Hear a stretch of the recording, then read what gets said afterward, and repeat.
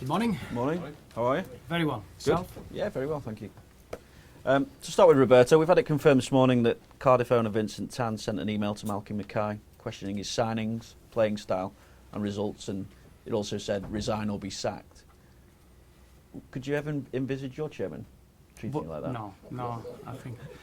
I think it's fair to say that relationship is the most important one in a football club, and obviously I cannot comment about other football clubs because I don't know the ins and outs, but probably that makes me even more satisfied with what we got in our football club. I think I've been very, very impressed, and I said it before about our chairman, and I don't think he's been getting the credit that he deserves over the years.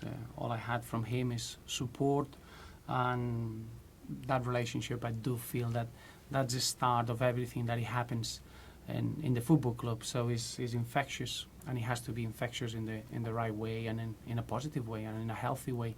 So I couldn't be happier to have our chairman with the way he is and the way that he's been helping our football club. Have you got the perfect setup then to move this club forward, you feel? Well, you in football it doesn't exist, that word. when you're perfect, you win. You lose 2 games on a trot. I think you always want to get better and you want to improve. But it is true that everyone in the football club brings something different. Everyone goes out of the way to make that difference, and that goes down to the players' performance on the football pitch. So we are in a very, very good place, but we always want to get better and get a little bit further of where we want to get. So the answer is that I'm delighted with everyone that is representing Everton, but we always want to strive to get better. In the past, the chairman, though, has been criticised over funds made available, investment in the club as well. Can you put into context then what sort of a job he does for you? Well, I think in football you can always never have enough money if that's the way you wanna try to run the football club. I think what we are is a football club with an incredible history and incredible passion around the football club, and that's the biggest strength that we have. The finances that we have, what we need to do is use them well and be creative with it. I've got no problems whatsoever with that. If anything, I could tell you that the chairman and the board, they're always supportive. They always want to find a way to allow me to do things in the playing staff, and I couldn't be happier with what we got behind the scenes. And the fans should know that. Sometimes it's all too easy to blame the finances when the things are not going too well. I think finances, what they give you is probably results straight away. When you haven't got finances, what you need to do as a football club is support each other, get together, and allow the time to bridge that gap that finances could bring. But I think the youngsters can bring you that. To have good characters in the dressing room can give you that, and that's what we got in our dressing room. What sympathy then do you have for the situation that Malky finds himself in? Well, you want managers to be supported, and you want them to enjoy their roles, and I cannot comment too much because I don't know what's internally, but I can guarantee you that from my position, that relationship is essential. I think the manager's position can be a lonely place, and you need the support from upstairs. That's clear. That's why I'm delighted that at Everton we got that in abundance. The support that you get, do you expect to see that in terms of signings in the transfer window as well then? Well, I'm going to be judging how the squad is, and I've said it before, I've got 2 long-term injuries that probably there were 2 players that they were going to have a big role. Aruna Kone and Darren Gibson are players that we're going to miss for a long period, and those are 2 players that I would like to replace for the short term, and that's what I'm going to look into it. But I'm delighted with the squad. I'm very, very pleased with the blend that we have, and it's important that we use the transfer window in our advantage, and sometimes bringing players for the sake of it can disrupt what you got in the club, and I will never do that. We're trying to bring the right players in, the right personalities, and we'll make sure that we use the transfer window in our advantage. As soon as the word loan is mentioned, you seem to be linked with a player, and Wilfried Zaha seems to fall into that bracket. Would there be any mileage in that? Well, I'll never ever speak about a player that is registered with another club, just due to respect to that club and to the player. I think You should know that about now, Vinny. Leighton Baines, how far away is he from returning? Not far away. He train at the beginning of the week. We're gonna assess him how he responds to it.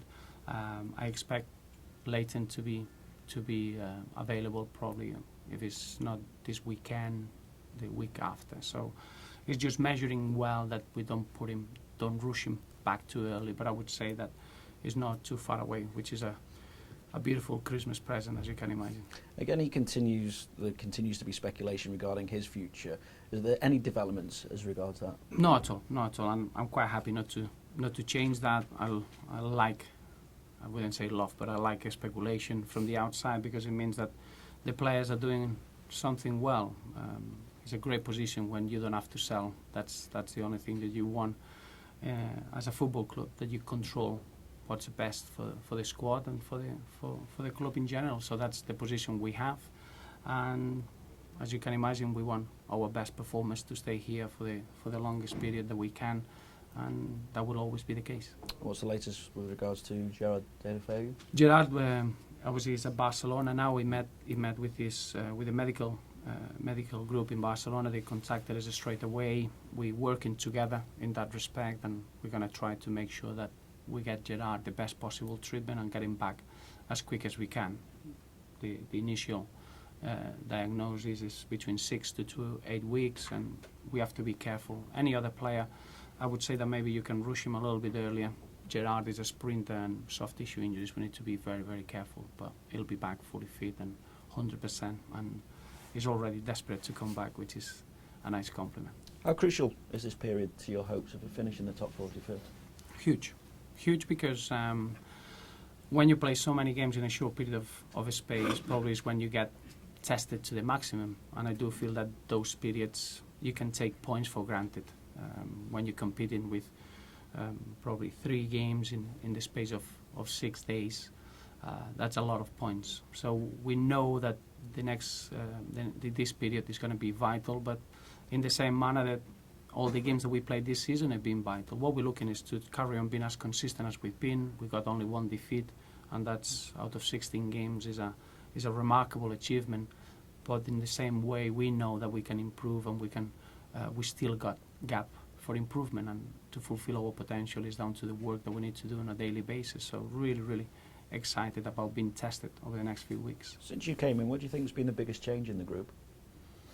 I wouldn't say change. Remember that every group is different. We brought, it's been 6 or 7 new players, new faces. What's important is that the senior players take so much responsibility of giving direction to the youngsters and making sure that they know how to behave as an Evertonian. And that's been a big key. The senior players taking a lot of responsibility. The young players been allowed to have big roles and be brave and not been worried about making mistakes, and that combination in the squad has been really good. So every season you got different dressing rooms, and this dressing room is as strong as you're going to get. You get James McCarthy back, and it seems that he could be a player people speak about of taking a lot of responsibility on at this club in the future. Yeah, well, he's a young man. He's only 23, and you're talking about developing British players, and I think he's a great example. He's part of that just a special group that we got of young players in the dressing room. You're looking at Seamus Coleman, Ross Barkley, James McCarthy, now Romelu Lukaku, Gerard Deulofeu, boys that they love the game. They just come in to try to improve. Terrific human beings, and James McCarthy is a great example of that. You're looking at over 150 games or 130 games in the Barclays Premier League already at that age. You have to work really hard on a daily basis to achieve that. So we all feel that the best is still to come. So we want James to carry on enjoying his time at Everton. Managerial quickly settled in. He's being touted as a future captain, and do you see him as a future Everton captain? He's got that character. He's someone responsible. He's someone that he can lead by example. But at the moment, I think we got the best captain in the best moment of his career. I think Phil Jagielka has been terrific in that role, and probably you want one player to wear the armband, and you want to have as many captains as you can, and probably that's the case. I think James McCarthy can be one of those, but I can see a few others as well with that responsibility and taking just the leading role in the group. Roberto, going to Swansea this weekend, how much of a challenge is it, and what emotions does it bring for you going back to your old club? Well, great emotions, because as you can imagine, I've got a very soft touch for Swansea, not just as a manager, as a player, as a captain. To be a foreign player, being a captain of that football club in such a specific period of the history of the club was a memory that I'll never forget. And I think we got that relationship with everyone at the club. But it's not about managers. It's a very, very important game for both football clubs, two teams with a very, very similar football philosophy, football concepts very similar. It's going to be a real fight to control the football, as you can imagine, and it's going to be a real test for us. I do think that what Swansea have achieved over the last 10 years is an incredible